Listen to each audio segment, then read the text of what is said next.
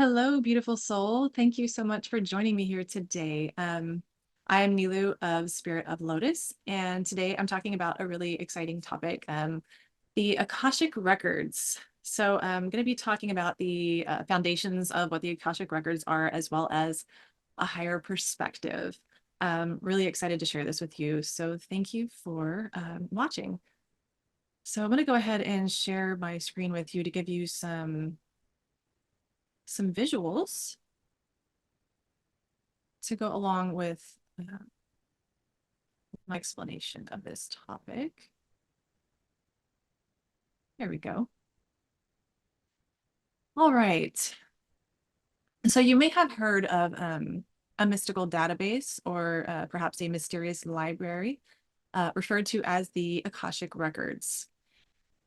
All right. So you probably do have questions, such as what actually are the Akashic Records? Are they real? Are they a place? Where are they? How do you access them? What can be learned from the Akashic Records? And what is the point anyway? So I'll answer all these questions for you as best as I can based on my own experience in working with the records and my own perspectives and contemplations. Um, I'll first explain the way I learned about the Akashic Records simply because it gives a grounded, solid foundation to start understanding them before I elaborate on the more expanded understanding I have of the records now. All right. So basic concepts of the Akashic Records. The word Akashic comes from a Sanskrit word Akasha, also pronounced Akasa, which means space, sky, or ether. I first learned about the Akashic Records most likely much from the same perspective as many others do. It was described to me as a sort of cosmic database where everything that ever happens is constantly being recorded, similar to how a court stenographer quickly records everything that is said and happens in court proceedings as they go. So, no subjective opinions or bias or agendas, just simply a recording of everything that happens everywhere as it does so in its true essence. So I was taught that every soul, every place, every entity, and so on, each have their own individual records that can be accessed, and that there are even records within records. A situation in which there may be a record within a record is when the existence of an entity depends entirely on the existence of another. For example, a business that consists only of the person who created it, a sole proprietor. So the business itself is an entity with a record, but because its existence depends on the person who created and upholds it, its record would be found within the record of its creator. On the other hand, a business that exists without the energy and attention of any one person will have its own record independently. Also, a state that depends on the existence of a country to exist would have its record located in the record of that country, for another example. All right. So who can access a soul's record? There are rules about who can access any given soul's record. That is, no one can access the record of another soul without that soul's permission. It is simply private information that only the soul itself needs to know. And each soul has control over who can access its record. There are some exceptions to this rule, though, and they are specific. One exception is if the soul whose record you want to access is your child who is dependent on you. This no longer applies once they become independent. You can access the records of your children because as long as they are energetically in your care, you have the authority to know about them whatever you need to in order to do your best for them. Another exception to the privacy rule is if the other soul is a person with whom your life is so intertwined that their consequences are your consequences too. This typically applies to couples who live together and share responsibilities and finances, married or not. If your lives are so merged that whatever they do affects you too, you have permission by way of involvement to access their soul record. Keep in mind that an abusive parent or partner may not, in fact, be able to access the records of their children or partners, as the abuse would be a breach of personal responsibility that negates the permission they would otherwise have. One other instance in which a soul's record can be accessed without permission, at least to some extent, is if the soul is a public figure whose actions have significant consequences on the rest of the population, and the person wanting access is part of that population. An example is powerful politicians, or even celebrities who choose to put themselves out there to sway public opinion and have a lot of influence. Not necessarily everything in their records can be accessed, but some information, yes. Their permission is implied by the role they choose to fill in society. Records of countries, businesses, events, etc., can be accessed by anyone without permission. All right. Okay. Where are the Akashic Records? The Akashic Records are said to be located at the fifth dimensional realm of existence. Our bodies are in the 3D realm and our minds are in the 4D realm for reference. Our souls and the aspects of us that are infinite are in the fifth dimension and above. At least that's how it's said to work, but it's more complicated than that because dimensions of density are a gradient that go from one to the next and don't have any hard boundaries. But this is a huge topic that needs a post all to itself or a video all to itself. So I will talk more about this another time. Also, please subscribe if you'd like an update as to when I publish this. You can subscribe to the videos or you can subscribe to my newsletter for future posts and updates, as well as other really wonderful information. And I'll put a link to that in the description to the video. But for simplicity's sake here, we will say that the dimensions are separate, and you must bring your consciousness into the fifth dimensional realm to access the Akashic Records. They aren't in any particular place, as all dimensions exist simultaneously in the same place and are actually different levels of consciousness that you can move your focus between. So the Akashic Records are not physical, but etheric. However, most people who access them choose to visualize them as something they can relate to, such as a library, a computer accessing a cosmic internet, a temple of ancient scrolls, and so on. This is unique for each person. All right. Next is how to access the Akashic Records. So for many people, much like Reiki, they receive an attunement from an experienced practitioner before trying to access the Akashic Records themselves. Attunements are quite simple, yet they are powerful. They aren't explicitly necessary, as some people are able to attune on their own, and some are born already attuned and manage to maintain it as they grow older. The purpose of the attunement is to activate intuitive capabilities of, tapping into a specific frequency. Everyone has this ability at the subconscious or unconscious level, but not everyone chooses to activate it into their conscious awareness and control. Receiving an attunement in itself may not even be enough if the person being attuned tends to live in a lower frequency state due to life choices. They may not be able to access the higher frequency. In this case, it's up to the individual to do the work on themselves to open this ability through doing shadow work, meditation, energy healing, exercise, and most importantly, shifting their perspective and changing their daily life choices. Ultimately, it's always in the power of the individual as to whether or not they can access this high frequency cosmic database. Okay, how to retrieve information. So how do you get the information from the Akashic Records? Interestingly enough, the actual obtaining of information from the Akashic Records can be the most challenging part of the process. So this is because of the vast infinite vat of knowledge that it is. Practitioners tend to develop their own protocols through practice and knowing what to ask about or look for. This process can be unique as each individual. So imagine you're sitting in front of a computer that has access to the internet. Okay, well, you probably don't have to imagine it because I'm sure you're doing that right now. If not a computer, then a handheld device, either way. But the internet has billions and billions of websites with all kinds of information. But unless you know what search terms to input, it can be difficult to find exactly what you're looking for. The vast majority of the information out there is useless to your purposes.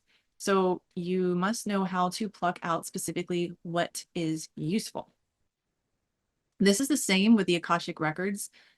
They contain infinite information, and most of it is useless for any practical purpose. So there is no one or simple answer to this question, as pulling information from the records is a skill developed through experience and practice, though the process can be sped up tremendously with a good teacher, like many skills in life. Um, so sorry, no easy answer to that one. Okay, but what can you learn about a soul from the Akashic Records? Everything there is to know about a soul from the very moment of its creation is contained in the soul's record, essentially. Talk a little bit more about that in my expanded perspective of all of this in a little bit. Um, the soul's original divine blueprint is of key importance. This is the frequency makeup of the soul, kind of like its DNA. This doesn't change from lifetime to lifetime, it's constant. This information reveals the spiritual gifts that are innately part of the soul and therefore the person. This is the main foundation of an individual's soul path or purpose and what they would want to embody to be in alignment with their divine true nature. Another important aspect of the soul's record is their cosmic origin. I say origin because that's not necessarily precise since all souls originate from the same source, but rather where it first began incarnating after its creation. So this gives more information about natural gifts and tendencies, as a soul tends to take on some traits of its place of origin or soul family. This answers a common question of the spiritually awakened. What starseed am I? So if you're wondering that about yourself, that's what that information is. You can also discover how many lives a soul has lived or how many times they incarnated. I will say this number is vastly beyond the limited thinking that has been floating around from the common perspective for a very long time. Knowing the truth about this will blow your mind right open, along with some other really, really uh, amazing information about past lives. The other side of that coin is that the concept of past, present, and future lives is very different and more complex than simply going from incarnation to incarnation in a limited linear fashion. But this is another huge topic all its own that I will have to talk about in a future video. Of course, you can also get much information about what went on in any given past life as well. Other gifts that can be revealed would be any specialties that the soul has accumulated through its many incarnations and the evolution and expansion that the soul experiences in that process. Aside from learning who someone is at soul level, other vital information that can be obtained in the records are the karmic blocks and patterns that a soul has created and is holding itself to. So these are both from past and present lives and are the source of self-sabotage and the main mechanism that keeps humans confused and lost and separated from their divinity. Learning what karmic blocks, restrictions, and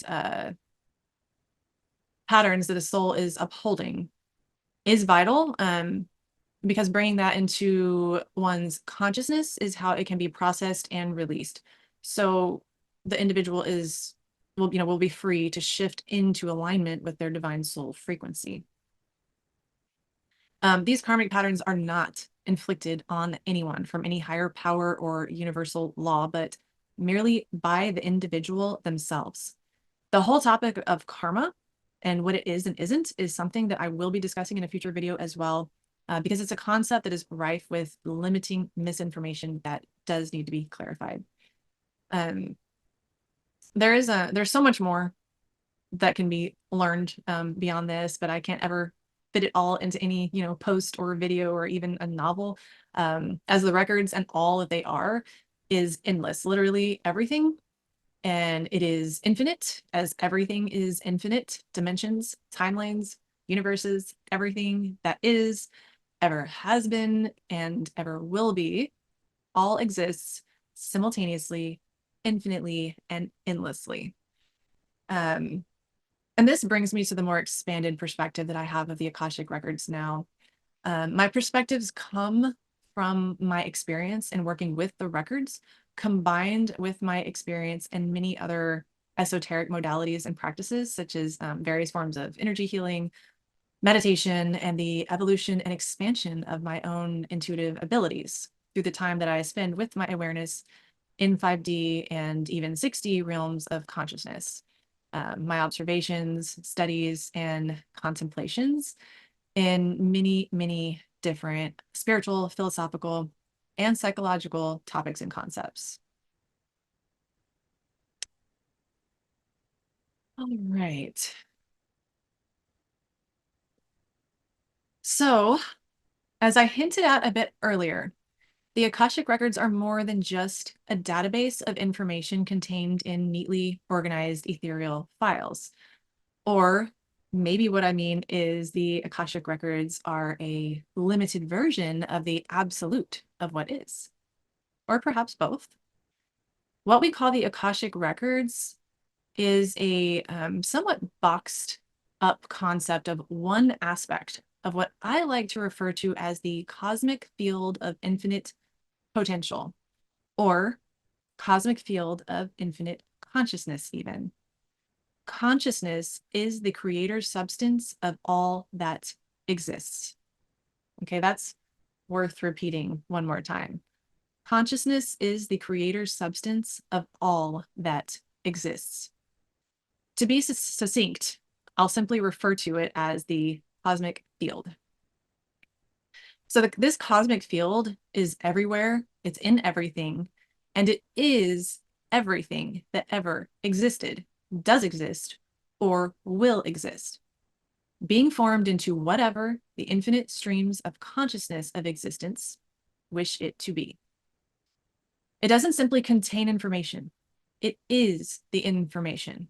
It is all dimensions, all universes, all beings, all projections, and all timelines. Every soul has an infinite number of timelines, possibilities, or different pathways, if you will, that it can choose to direct the point of focus of its consciousness. So this is part of where I find a difference between what the Akashic Records are versus what the cosmic field is. The Akashic Records, as they were, are more of a contained version of a soul's history.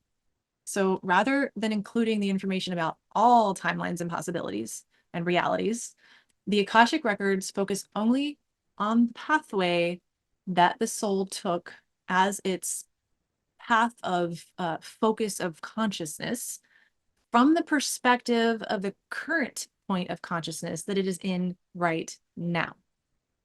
Let me explain this a little bit further.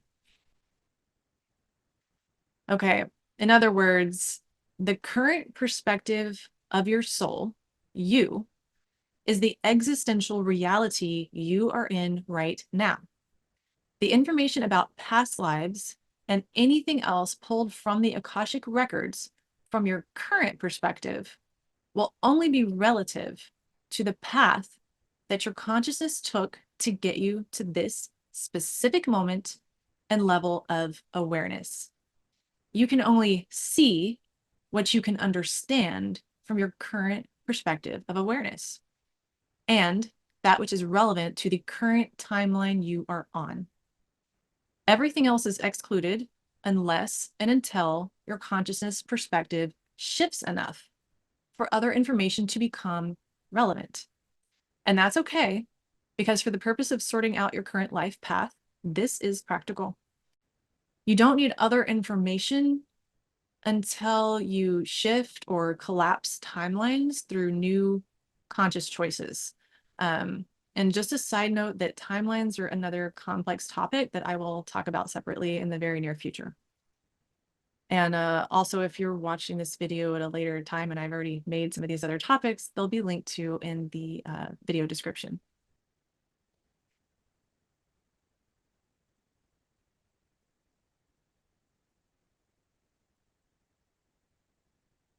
All right. So yes, this is more of what I just talked about. The current perspective of your soul and everything that you're looking at in the Akashic Records is what is relative to the point of awareness that you're in right now. All right. So whereas the cosmic field is all of everything, um, the Akashic Records are a limited version of the cosmic field. It's a concept that was developed by humans in order to make it easier to sort out what's what in the cosmic field of infinite everything. Just like the shared existential reality that we're in, that is the world and the universe as we know it, is created through agreements and values of the collective unconscious, concepts such as the Akashic Records are created in the same way. Those who first discovered the Akashic Records, so to speak, were actually creating it through their own stream of consciousness and agreements collectively. By sharing this information with others who also access and teach the Akashic Records, the collective unconscious upholding them has grown. Streams of consciousness, both individual and collective, are how anything is created from the cosmic field, and exactly how the Akashic Records came to be. Breaking large concepts down into smaller, more manageable parts is how humans understand life and existence more readily.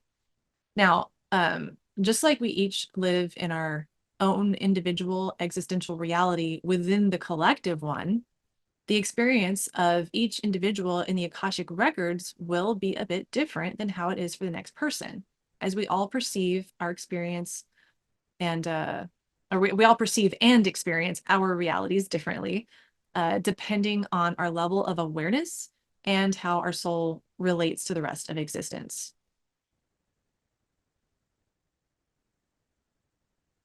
Oh, so the cosmic field of infinite consciousness and potential is a big concept to truly understand. And so, in order to work with it in specific ways, humans have broken it down into many smaller concepts. Some examples being the Akashic Records, universal laws, manifestation, etc. It's all relevant, but it's all just parts of the whole. As we grow and evolve and expand our awareness, we're able to perceive and comprehend higher and higher levels of consciousness. And so eventually we begin to experience all these parts as a whole.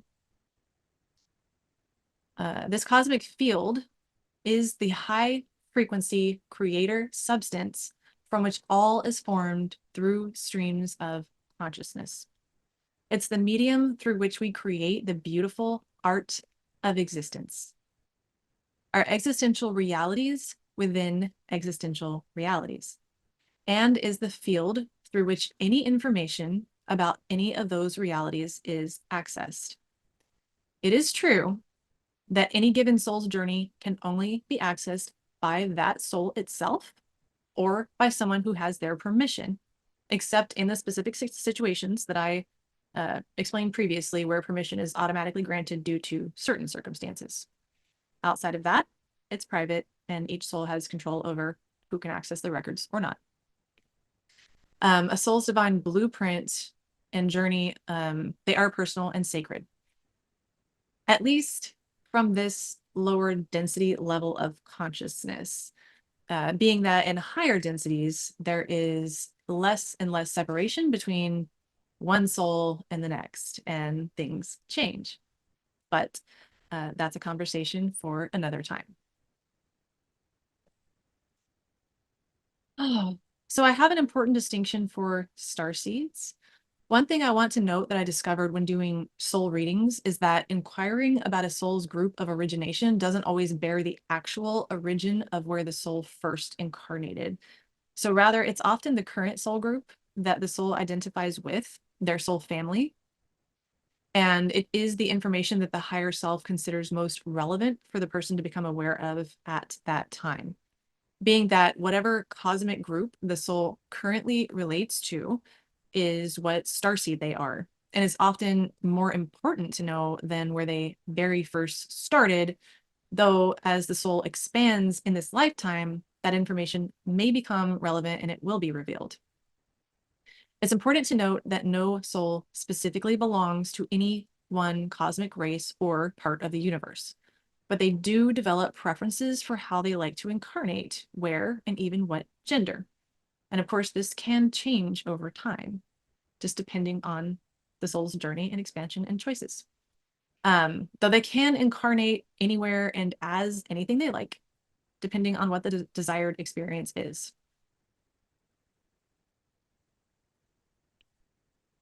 All right, so anyone can access the cosmic field. Actually, everyone is accessing the cosmic field of infinite consciousness to some degree or another, though most are doing so subconsciously or unconsciously. It's through this access that we each create our lives and everything in them. The problem is that when you're accessing the cosmic field and creating your reality from the subconscious or unconscious mind, you often aren't creating what you want, but rather what your subconscious is programmed to create. And that is driven by the karmic patterns hidden in the shadows, as well as programming from this lifetime and previous lifetimes being carried over. Um, so to learn to access it consciously, one must do the work on themselves to clear out karmic blocks and elevate their frequency. So there are many ways to do this, of course. Elevating your frequency, clearing out the old karmic blocks and patterns and self-sabotage and the programming and all that stuff that's not the divine expression of your soul. Um, Most people will benefit from coming at it from multiple angles, though not necessarily all at once, or maybe do so all at once, just depending on the person, of course. Doing shadow work is what I would call a basic necessity. And I do have a free shadow work journal available by subscribing to my newsletter, which I will link to in the description. It is an excellent shadow work journal. Um, Certainly, meditation helps a lot. This is, I would say, pretty essential as well. Um, and then also through taking care of your body temple with exercise and aligned eating habits and whatever else is congruent for you. Receiving energy work is tremendously helpful for many people for shifting into a more aligned, healed, higher frequency version of themselves. One of the fastest ways to quantum shift into the most aligned version of you is through the wisdom and healing that you can receive from the Akashic Records in the cosmic field. The divinely aligned soul sessions that I do are for exactly this. So knowing who you are at soul level, what your gifts are, and very importantly, what are the karmic patterns and blocks that are holding you back from creating the reality that you really want. More information on those sessions can be found at the link in the description, the Divinely Aligned Soul session. There's quite a bit to it, and so you can read all about that. I'll also link to my Cosmic Lotus shop that has helpful workbooks and meditations available, as well as where you can learn about and schedule energy healing sessions, either long distance or in person for those of you who are local. So in essence, I do find the mental construct of records to be kind of limiting and a very 3D human concept. I believe it was created in order to try and explain this cosmic field of infinite consciousness in a way that more people could wrap their minds around in a way that could be taught to others. Though it is very practical and is very useful and it is a great starting point. But I want to stress that it is not the whole picture. It's not absolute by any means, nor is the more expanded perspective that I'm sharing here. This is an ever evolving experience for me. And as I come to new levels of understanding and awareness, I will continue to share my new perspectives in future videos. So thank you for listening and for liking and subscribing. I am very grateful. Please share this with anyone that you feel would benefit from it, and I hope to see you again soon. Thank you.